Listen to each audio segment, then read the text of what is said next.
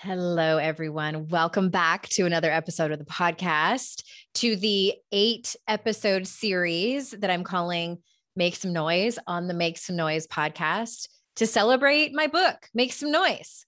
How original.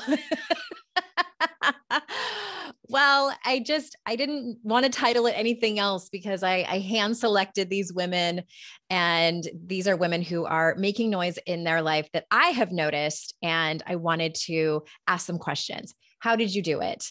What are you doing? Were you raised this way? Did you get special lessons from your parents or mentors growing up? Tell us everything. And this episode with our guest today is going to be incredibly helpful to you. I have known Jess King for a while now, and she was one of the last people I had lunch with in person before the bottom dropped out in early March 2020. I was in Manhattan, and we hooked up, and it's sort of bittersweet, those last few weeks that we had before COVID happened. But anyway, switching gears, let's not talk about that. Let's talk about something exciting. I'm offering a free book club for anyone who wants to join. Who doesn't love a book club? Who doesn't love a free book club offered by the author of the book that you are reading and that you like? We did this a few years ago when How to Stop Feeling Like Shit came out. It was a huge success, and I wanted to do it again for you all. If you have already signed up for the book bonuses, if you have pre-ordered Make Some Noise, this information should be already in there, and you should be on the list where you're going to get emails about the book club. Totally optional. You can unsubscribe if you don't want to join, or just ignore it. I would love to see you in there. It's really fun. We're going to do a pop-up Facebook group during the time that we have the book club. It starts towards the end of September, giving you some time to read it. I don't want anyone to feel rushed. And if you have not pre-ordered the book, you can do so at andreaowen.com/noise. And the reason that we push pre-orders so much, I've mentioned this a couple of times on the podcast, but for those of you who don't know, there is no other metric that retailers and publishers have other than the pre-order period. It's that first week that a book has it's called a pub date, a publication date. And so mine is August 31st. So anything sold before September 7th, which is, August 31st to September 7th, makes it a week. But anything pre-ordered before that counts as sold within that first week. One of the things I really want, that's kind of a dream of mine, is to see my book at Target. Neither of my first books have been at Target. They've been in bookstores, they've been in airports, and that's really exciting to see your book in an airport. But they've never been in a Target. I love Target. I want to be able to go in there and see it and make videos and embarrass my children and hold it up and scream that it's me in my local Greensboro Target. And I asked my editor, will my book be in Target? And she said they didn't buy it yet, but they're going to be watching. They're one of the retailers that's going to be watching to see how it sells. So my plea to you is to pre-order or buy it within that first week. It doesn't matter if it's audiobook or print or ebook. All sales go to this one stat that people are looking at to see. It's the only metric they have to see if a book is going to be successful. It doesn't necessarily mean it's going to be super successful, but it's the number they look at. Hence me begging and pleading with y'all to please pre-order the book. So book club starts end of September, andreaowen.com/noise. If you have already purchased the book, but you have not collected your bonuses, you can go over to andreaowen.com/MSN. And if you are having trouble, you can always contact us from our contact page, and my team will help you out. So let's get a move on to this episode. Also, if you're listening to this via audio, all of these episodes are on video as well. I don't normally do this. It's usually just recorded on audio for the podcast, but for these 8 episodes, they're on video. So if you want to see sort of behind the scenes, what it looks like, my microphone and all that good stuff, as well as my beautiful, gorgeous guests, then hop on over to YouTube. The link will be in the show notes for you to be able to watch the episode as well as listen to it. Let me tell you a little bit about my guest today for those of you that don't know her. Jess King is a charismatic Peloton instructor with boundless energy and a passion for movement. With a background in dance, performance, and fitness, Jess grew up down south and moved to New York City to commit to a career in wellness. Jess's self-proclaimed sassy and spicy personality make her bike and shred classes uplifting and full of exciting surprises. Jess is committed to helping people heal from the inside out, and she believes that this community of Peloton is the perfect place to start that journey. Her focus is to partner with motivated individuals looking to transform their lives, and together they burn. So without further ado, here is Jess King. Hey, Jess King, welcome to the show. Well, hello, Andrea, Owen. I'm so excited to be here. Thank you for having me. I am doing my big mouth excited face for those people who are just listening on audio and not watching on video. My first question is, why not go over to the video and you can watch us talk? And I have so many questions for you. All based around a lot of the topics I talk about and make some noise. And I was thinking about this particular series because I can't remember if I told you or not. This is a special series I'm doing just for this book promotion. And I chose a handful of women who I know make noise in their lives. And you were one of the first people I thought of. Yep. A new guest to the show. A little bit. But that's not necessarily what making noise is. A woman who is maybe inherently more introverted, who likes to observe a little bit more before she speaks, she can definitely make noise in her life. So one of the things that I talk about in this book is asking for everything you want as a woman. And so tell us about a time where you have had to ask for something that you want, or just what is your take about that? I ask for everything. My mom was an immigrant from Santiago, Chile. And so she was taught from a very young age, if you don't know, ask. And of course, that was before you could Google it, right? So yeah. I was in the habit of opening my mouth and asking for help. So much so that I think I had to look at it another way. It's like, can I answer this? And can I solve this on my own? Because I was so comfortable reaching out, asking for questions, telling people what it is that I wanted, that rather than recruit everyone around me, it was how much of agency could I take on myself to get the things that I wanted. And when I finally hit a wall or a roadblock, or I needed to collaborate with someone, that's when I would extend, my hand and say, hey, excuse me, tug on a shirt, make some noise, get loud. Mm-hmm. Like, can you help me? So so for someone listening to this who's like, I wasn't raised that way, and I don't ask for things. I just wait for someone to know what it is that I need and hope and cross my fingers that they're going to know and just hand it over. What advice would you have for her? Well, here's the thing. If you don't ask, the answer is already going to be no. Right. By asking, you create the opportunity for the yes, or you create the opportunity for more information or resources to benefit whatever it is that you're going for. I mean, I think it's important to be with yourself for that moment and ask yourself, like, why am I so trapped? Why can't I say something? Is shame locking this in? Am I judging myself? Am I worried about what other people think about me? And if you're in that space and you're doing that work, then eventually you're going to get more comfortable opening your throat chakra, opening your mouth, and speaking whatever's true for you. Even, oftentimes, and I mean oftentimes at the expense of being wrong or looking stupid or whatever it is. I just don't care about that piece of it, because whatever it is that I want or that's behind the ask, I want it so bad that I'm not worried about what other people think. I'm not worried about the no, because if I don't ask, it's already a no. And look, in my experience, people want to help. People want to be part of something that has a lot of energy around it, or something that's new, or oftentimes I get the yes.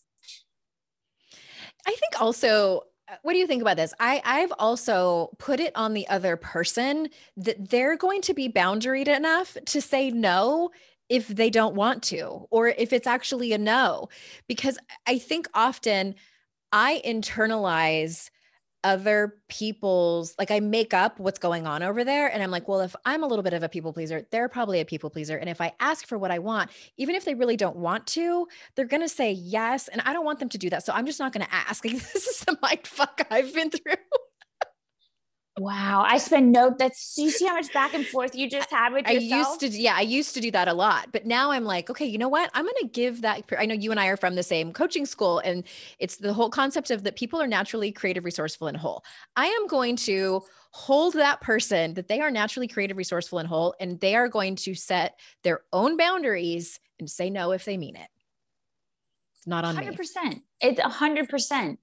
And I don't know, maybe there's a little chip missing in me that I don't even think about how the other person unbothered. I'm like, look, if that's on you, right? If you have a thing, if my asking triggers something for you, that's your thing to work out. Like, I got this, unbothered. Yeah. Yeah. Well, let's talk about pleasure, because it's the very last chapter of my book, and pleasure's an interesting topic for women. So how do you make pleasure a priority in your life? You definitely strike me as someone who makes it a priority. Well, yes, I do. And, pleasure and pain are the same neuroreceptors in the brain, and they come from the same thing. So I have such a high pain tolerance that I get a lot of pleasure from going to my physical therapist and getting that like deep. Are you a deep tissue massage person? I pride myself on my ability to hold in a squeal or enjoy it. Whereas, like, I know some of my fellow colleagues, we go to the same physical therapist, and he'll be like, oh, this makes so-and-so like jump off the table. And I'm just like, give it to me. Like, I really love it. It is pleasurable for me to be in that heightened experience with myself. Same thing with stretching. Oftentimes, a lot of people feel like stretching is super uncomfortable, especially when you're, stretching your nerves, then it like tingles and it burns and you just want to like unzip your skin and fly out. And I love it. I love being on that ride and just like, woo. But in terms of like physical pleasure, actually receiving pleasure from a partner, from love, touch for me is a really big one. Being that like I give so much energy all day, every day, output. That is a huge part of my like healing, restorative, and also love language is receiving touch. So my partner, Sophia, is so good about that. She's constantly massaging me, rubbing me, touching me. But, I will say, as somebody who is a strong and intense individual, for me, sometimes I'm armored, and it is a challenging thing for me to let go and receive actual pleasure, not like pleasure from pain or pleasure from something that's extreme and forcing you into it, but just being vulnerable and like really receiving that intimacy. And so one of the things that I've gotten comfortable doing is communicating that. Yeah. Like, whoa, I don't know why, or, it just is this way, but I feel really armored right now. Can we take it slow? Can you be less aggressive, or whatever it is that I know I need in that moment, so that I can almost wade into the water as opposed to just like, cannonballing kind of thing. That is such a good point. I'm glad that you brought that up. It made me think of something recently that happened in my marriage, and my husband would probably kill me if he knew that I was saying this, but I'm going to say it anyway. I'll ask for forgiveness instead of permission. Hey, that a girl. He comes up to me. I think I probably wasn't wearing a bra, and he's like, can I fill you up? And I was like, thank you so much for asking. Like, the whole concept of consent. And I think, coming from a background of just being groped, like I won't name names, but just not asking permission and just feeling like my body was there for my partner's pleasure and my consent didn't really matter. It wasn't an option. And I made sure to tell him that, like, that makes me so happy and makes me feel so safe and loved. And yes, you can, you can. But my answer sometimes might be no, probably very rarely, but it might be no, because it might not just don't right now. But I think that is such a huge aspect of pleasure. I really relate to how it oscillates. I mean, sometimes we go through some really intense life things, whether it's like high stress or maybe we're grieving something where like you can't even connect to that piece of you, or it's like it's the last thing you want is to go there to have that experience. And so being okay with that as a woman, being okay with that in a partnership it takes a lot of courage, because we've been programmed, or maybe we've just bought into the narrative that if you are in a committed relationship, then you have to make yourself physically available at all times. And like, absolutely not. You know, we are individuals first, and we choose to come together and share our bodies, our time, our energy. But really unraveling that and redefining what that means is, and being at choice, even though we choose the partnership, right? You see the ring on my finger, you know, I'm choosing you. I choose you every day. But really, you know, we own our bodies and we own our space. And don't you want, as the other partner, to also say, I do want that too, you know, that you're both saying, yeah, we both agree to this. We both want, there's something sexier about that than just being like, okay, I have to just, you know, I have to do this because it's my duty. Right. I call bullshit on that. Yeah, exactly. Well, that brings me to, it's a good segue let's talk about self-confidence. And how do you define self-confidence? Like if someone did not know what that term was, how would you describe it? Oh, this is funny because I'm somebody who walks confidently in the wrong direction all the time. I do too. Did we talk about this when we met? Maybe. People follow me and they're like, do you know where we're going? And I'm like, absolutely not. We've been walking for like 10 minutes. Like, I don't even realize I do it. Yeah. Yeah. So this thing about confidence, you know, it was instilled in me as a little girl. My mom, you know, she would hype me up constantly. She would tell me I was the prettiest. She would tell me, you know, so much so that I remember being in my 20s and moving to New York, and I called my mom and I was like, I'm not a princess. Like, what? Why would you have told me my whole life that I'm this princess? I'm not a princess. I wish you would stop, because it, you know, the real world was really, really harsh. So again, I'm coming from the other side of it. But, you know, I think at the root of self-confidence, it really comes back to that piece of being naturally creative, resourceful, and whole. That there is this, like, everything you need is within you already. And learning to fall in love with what that is, what that looks like for you, what makes you interesting, what makes you weird, what makes you hyper vigilant, you know, what you're good at, what you're terrible at, all of it. Just falling in love with that and owning it entirely, and, you know, really just not giving a shit what people think. Mm-hmm. It really comes down to that. I think the times in my life when I have doubted myself or my confidence has dropped, the one thing that really influenced that was getting wrapped up in how I would be received and what other people thought of me. So it was divorcing that and really just owning it. I think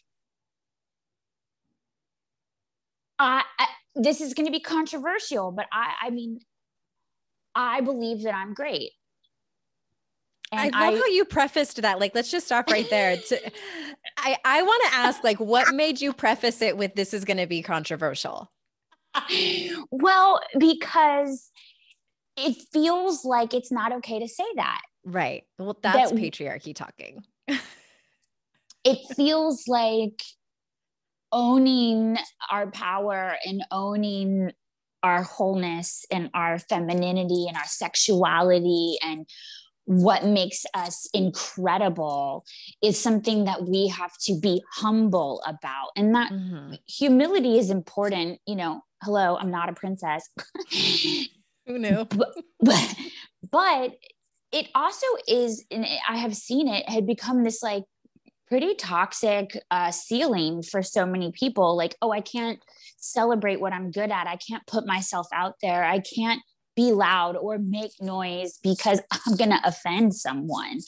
Honey, yes, I feel like sometimes that just my existence in and of itself offends people. If I was worried about that, you know who taught me this?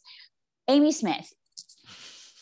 Amy Smith was like, there are, I don't even know, 8 billion people in the world, or however how many billions of people, to think that all of them are supposed to like you is insanity. And I thought, you know what? You're absolutely right.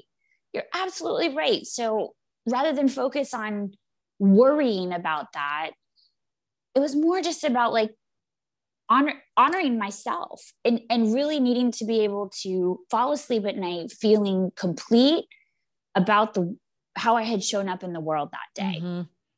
And I don't know, maybe it's just how I am or who I am. But I've been overly confident for since many 1985. Since 1985.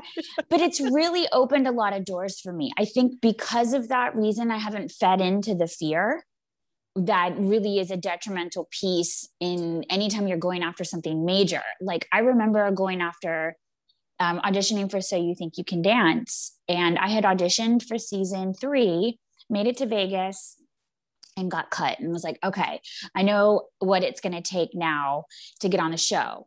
So I trained for a whole year. And I remember, I was like physically training. I was in the dance studio. I was running. I was, doing all the things, but really it was a mental conditioning and boot camp that I was in to really just stop listening to the voices of fear and self-doubt and comparison, and really just focus on the love that I had for this art form and for this dream of mine to be on this show. And it was, I had just gotten my hands on The Secret. So I was like playing. Oh, same. Right. And I was that like, change your life. Totally changed my life. I'm like, oh, if I think about the things that I want instead of the things that I don't want, I get them. Cool. And it still remains to be like my favorite tool. I'm like, switch the Pepper mind in up. enormous amounts of privilege, and we are doing great. Well, I think that is a huge part of it too. It's a both right? and. Is that, I was hyper confident, but I was always incredibly privileged with the opportunity and with the support and the resources necessary to develop a skill and do good at it. So I'm really grateful to that. It doesn't slip by me that I have been privileged in that way. And therefore I feel a tremendous responsibility to make my voice even louder, to share, to connect, to lift up others. And I get really, if you can't tell, I get pretty excited about it. I'm great. No, I love that. And you and I are very similar in that. And I think that part of it, like we have similar upbringing. So my dad, I just realized this not that long ago. I've talked about this on the show, I think one other time. When I was little, I played tennis, and my dad for many of those years was my tennis coach. And one of the things that he told me was to, when given the opportunity, always rush the net, even if you don't think you can make the shot, because it's an aggressive form of playing and it will intimidate your opponent. Even if you're not a better player than they are, they're going to be a little nervous at the girl who keeps rushing the net. And I took that and internalized that as, oh, it's okay to be intimidating, coupled with the fact that I have a gregarious and outgoing personality, and have been called intimidating, not so many times to my face, a little bit like in a joking manner, but I've heard a lot of stories of people saying that I was intimidating, both men and women, and being a little taken aback by it, especially like in my 20s. And then moving into my 30s, I was like, I could care less. Like, if you're intimidated by me, then that's not my responsibility. That is 100%. just you are buying into the society's standard of how a woman should be. And if I were a man, I doubt that you would have called me that, and I might have been congratulated for it. And it was not super easy to shake that, but I think because of what my dad had taught me, it was a little bit easier. I say all this because people listening, even if you didn't grow up with a mom who told you you were a princess, or a dad told you it was okay to be intimidating both on and off the court, you can still unlearn that. And it's about the first step, I believe, is just questioning where it came from. My friend Elizabeth Zialto asked me this great question, and I wrote about it in the book. She said, ask yourself, what is my conditioning and what is my truth? I was like, that is a great question to ask, because a lot of times, like, the voice in our head isn't our truth. It's right. But you've patterned it so many times that it has become truth. So to unravel it takes a tremendous amount of awareness. I think to your point about being intimidating, I still hear that. And part of me is like, good, good. I hope I make you scared. Now listen up. Let me tell you. I was trying. Yeah. Nailed it. But at first I, like you, would be like offended, like, no way, how? I'm so nice. Like, my intention is so good.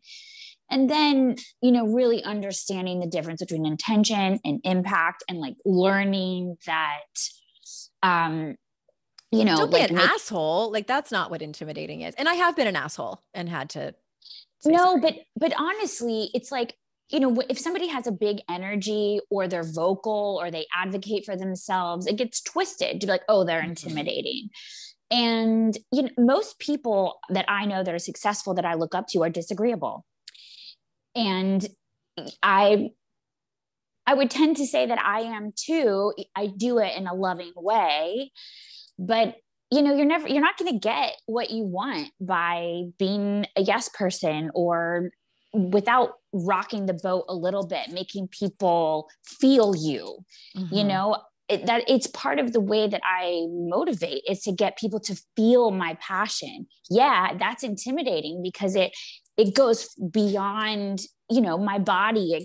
It's big, and you can feel it in a room, or, maybe virtually. I mean, this is what I do on the bike, right? I have to penetrate the fourth wall. I have to get through their camera, and I have to figure out a way to make them feel something powerful and meaningful while we're moving together. Yeah. So for me, I celebrate being intimidating, or rename that is having the courage to put my whole self out there. Mm-hmm. Mm-hmm.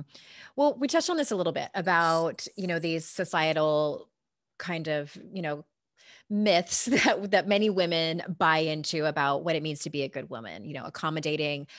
We touched on, for many of us, it was that your body is for the male gaze. Good girls don't have a lot of sex, et cetera. Were there any of those myths and conformities that you bought into that you had to unlearn? I prided myself on being a rebel, and being a little naughty, and being bad. I think what I had to unravel from that was the shame of allowing myself to be so free, to be so promiscuous, to be so expressive, and how I was a promiscuous teenager, and kind of got myself into some squirrely romantic partnerships as well.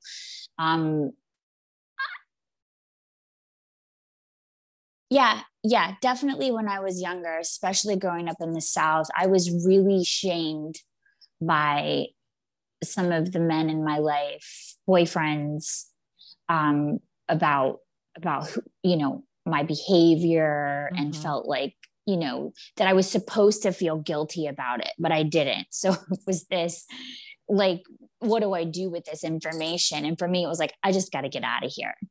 Oh, you mean get out of the relationship, or get out of get out of the relationship, get out of the South. I'm like, this is without making anyone wrong. It was like, I just don't fit here. Mm-hmm. These are small-minded concepts of how people are supposed to behave and supposed to be. And I intuitively knew at a young age, I'm like, I don't fit in. And I tried to change. I tried to conform, go to church, wear all the things. And I'm like, I can't do this. This is not who I am. So I'm out. Yeah. It's interesting. It's really interesting to look back on our past and see the choices that we made, the people that we were with, the judgments that we took on. And that's my biggest advice for people is question the source. Again, it's that question of what is your conditioning and what is your truth? And then kind of start to coach yourself and unravel that. What does that actually mean to you? What do you need to unlearn, if anything? And that's what a lot of the book is. Okay. What does resilience look like for you? Like, tell us about a time you had to kind of pick yourself up when you fell on your face. I feel like I do this every day. This morning. Yeah. I mean, every day. I mean, even yesterday, Sophie and I do not argue very often, but we got into it, and in the middle of getting into it, I had to like pick myself up and get on a live conversation, as if everything in my life was fine. I have had so much training being a performer my whole life, being a very emotional and expressive and unafraid to feel my emotions. I can't even tell you how many times I will have been in a crisis or some sort of emotional thing. And then it's 5, 4, 3, 2, 1, that little red light is on, and hello. Mm-hmm. And now we're fine. And now we're dancing. And now we're, but I'm so grateful for that, because for me, and I know this is true for a lot of us, but for me, like, I just get so wrapped up in the fear talk, in the ego talk, in whatever it is that keeps pulling me into that lower vibration or the anxiety or the stress, and performance and dance and ultimately being a professional has forced me to pull myself out of it and not just fake it, but surrender it, like really let go of the ego around it and be somewhere else that is more true, somewhere else that is joyful and loving. And there is this like inner tug of war of like, oh, I need to feel shitty. It's like, no, you get to feel great. It's like, no, you have to feel shitty. It's like, no, you have to smile. And eventually, they say like, if you just smile, like you actually feel the benefit of that. That's what performance has done for me. And it's taught me resilience, and it's taught me that I have a choice. I can swirl and spiral and stay there, or I can communicate. I can feel it. I can go. I don't hesitate. If I'm like, ooh, I know what's going on. Here's an example. I have back pain from when I was on So You Think You Can Dance. I broke my ribs, or my ribs were broken. different ways you can say that. And so for me, anytime I get stressed or worried or fearful, I have a psychosomatic response in my back, and it locks up and I feel pain.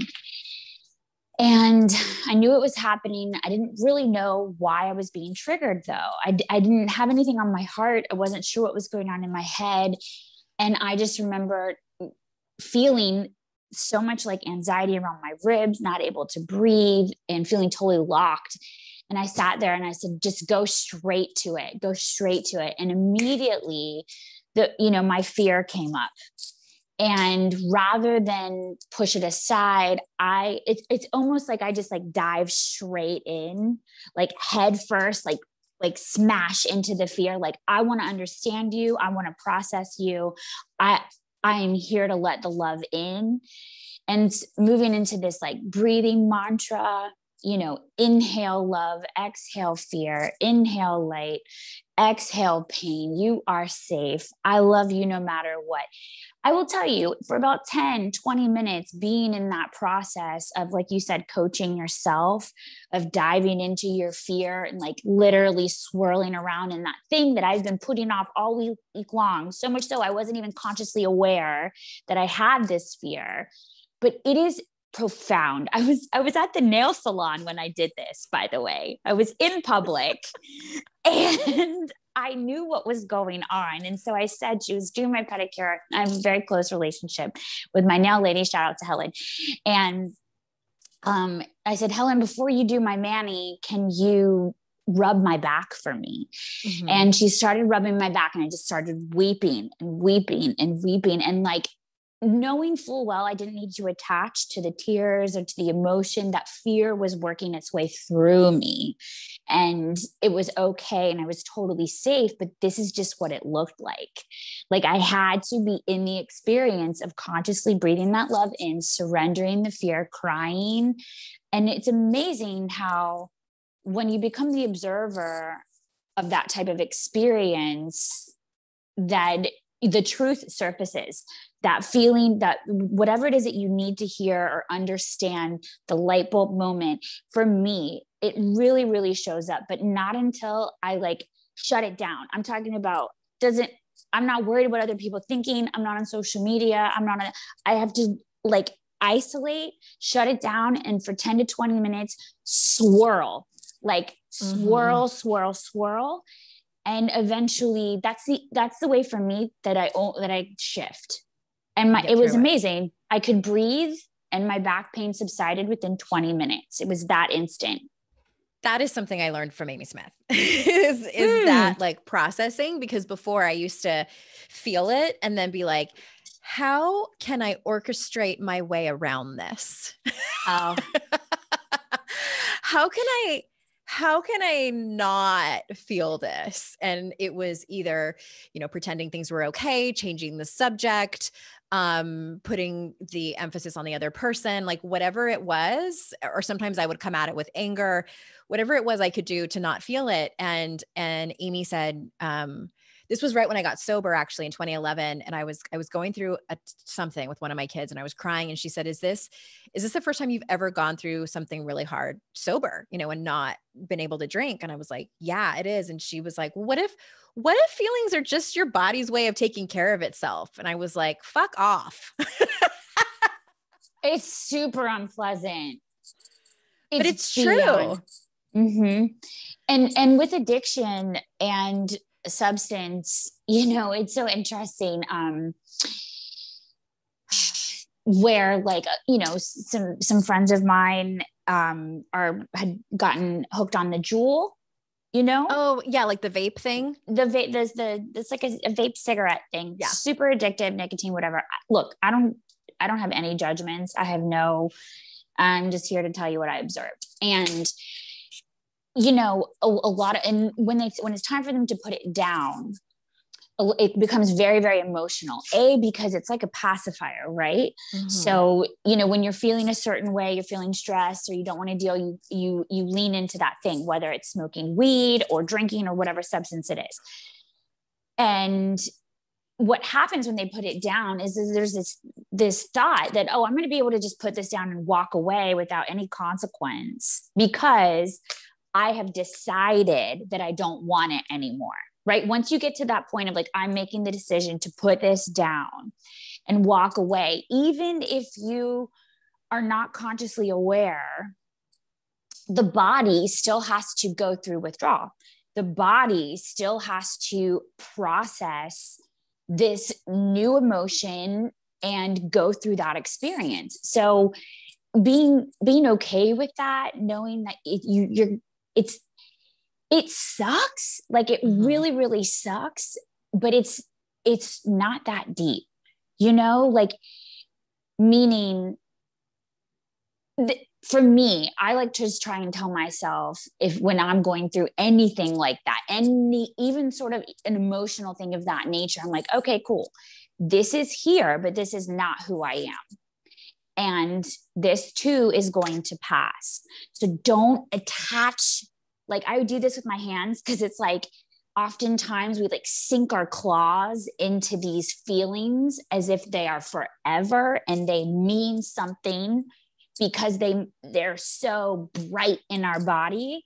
This must mean something outrageous because of how it feels. But ultimately, your body has a physical intelligence. We have emotional intelligence, and it all just works together to move itself through you. That's why I love movement and exercise and fitness, because for me, it personally, I mean, it changes your chemistry immediately. And exercise is like an exorcism of emotions, of fear, of pain, of self-doubt. And for me, it accelerates that process of remembering who I actually am, not these wild feelings that happen when we make decisions to reclaim our power, reclaim our lives. Yeah. Yes, ma'am. Okay. I have one more question, and it's just a general, no big deal question. And what advice do you have for women who might struggle to take up space in their lives? My advice would be learn to take up space in your body first. Mm-hmm. What does that look like? Yeah. So an exercise that we would do if we were like super low energy or like marking it in dance classes, our teacher would have us sit on the floor. We could sit in whatever position we wanted to. And then the idea, which she would say, like, you know, energize your spine. And so you would really like, come on, do it with me now. Right. So like energize your spine, like take up space. Right. So like, you're just thinking about taking up space, you know, out of your head, through your tail. And it's like, okay, now your hands are out here to the side. Now, good. Now try and touch the walls, take up space, hold it, hold it, hold it. Now your heart, open your heart. So eventually you want to get your whole body 360 degrees, like a sunshine, taking up space, taking up space. And she would say, this is what I want from you. This is how I want you to move, this full, this big. And it was just something that I found to be incredibly powerful. I'm only 5'3". But when you would watch me dance or watch me perform, I just take up the whole stage. And that's because I'm extending my energy beyond my body and getting to a point where for women or men or people alike who are feeling like they need to apologize or shrink themselves energetically or physically, when you connect to your physical body, the power of it, and you say, no, I'm not even going to apologize for this, but this is what the request is, to open up and feel what it's like to stretch, to take my essence, my aura, and push it out beyond my skin. It's really powerful. People feel it. People are intimidated by it, but it is a radical experience within yourself when you don't have to apologize for physically taking up space anymore. Right. What begins to transform and transpire from having that agency and having that connection with yourself. I love that exercise. Thank you so much. I hope people rewind and go back and do it. And oh yes, I love it when somebody's on and like, there's something that I've never heard before or seen before. And I'm like, oh, it feels like a feast. It feels like a feast. Tell Sophia I said hi. And I want to tell you something really quick about Sophia, because I met her very briefly last year. That was like right before the bottom dropped out with COVID. It was. You were like the last lunch I ever had with a human. And when I met Sophia, because first you were like, let me make sure she's not naked. And then when I came in, she's one of those people, and Amy was this way when I first met her, that like, I could see why you fell in love with her. Like, and I hope you don't take this as like, I'm trying to take your woman. She just exudes beauty and sensuality and light. And I was just like, you know, when you meet those people, like, I'm sure you do, because you felt that when you met her. I remember meeting her because I had never been with a woman before. I'm not, you know, people say, well, how do you identify? I'm like, however you want me to. Do you want me to be gay? Do you want me to be bisexual? Do you want me to be a lesbian? I really don't care. Like, personally, it's whatever you want me to be. But when I didn't have an agenda, right? I walked in and I saw her and was just like overwhelmed by the desire to want to be near her, to be around her. And, you know, I am not threatened at all by what you just said, because I see it all the time. I see it happening. You see other people. Yeah. Other people. And they're like, and I'm like, I know. I get it. I totally get it. That's what, I wanted to tell you that, because I immediately, like, when I saw her, I was like, oh, okay. I get it. It's light that just like lights up the space that she's around and her smile and everything. So I'm just so happy for you that you are engaged and that you have found somebody to love and that loves you back. Me too. We're always like, you know, we have these moments where we check in. We're like, is this real? Like, do we really love each other as much as we think we do? Because like, I'm obsessed with you. She's like, I'm obsessed with you. We're like, whoa, this is crazy. Like it's 6.5 years and we're still just like so excited and curious and have so much energy for one another and what we're creating together. It's really thrilling. I feel super blessed and grateful. And this is why I just, you know, I'm a huge proponent of love, however it shows up in your life, whether you have a deep connection in your friendships or romantically or whatever it is, but this shit will change your life. It will heal you. It will heal you. And I'm really blessed. And it also seems like you two really like each other, like beyond love. Like that matters a lot. Like I really like my husband, and that, I mean, because I was in a marriage where I didn't like my ex-husband very much. I loved him, but like him, no, not really. And that's a big deal because I didn't feel liked by my other partners. I even remember looking at my ex and being like, you don't even like me. What are we doing here? You know, like it's obvious you don't like me. And so that is a really big deal. And yeah, we do like each other. Yeah. It's cool. Awesome. I'm glad you have that too. Thank you, Jess. Thank you everyone for listening. And I would love it if you took a screenshot of this episode and shared it on your Instagram stories. And you can tag me, Hey, Andrea Owen, and Jess King NYC. Is that right? That's your Instagram handle, right? Yeah. I want to take Jess a screenshot right now. Ready? Smile. Do it. Give me a 1, 2, 3. Why don't I remember how to take a screen grab? I can do it. You do it. Cause I'm like, have my fingers all in the thing. Okay. Wait. I'm not doing it yet. 1, 2, 3. Okay. I'll text it to you. Okay. Everyone, thank you for listening. You know how valuable I know that your time is, and I'm so blessed that you come and spend it here with me and my guests. And remember, it's our life's journey to make ourselves better humans and our life's responsibility to make the world a better place. Bye, everyone.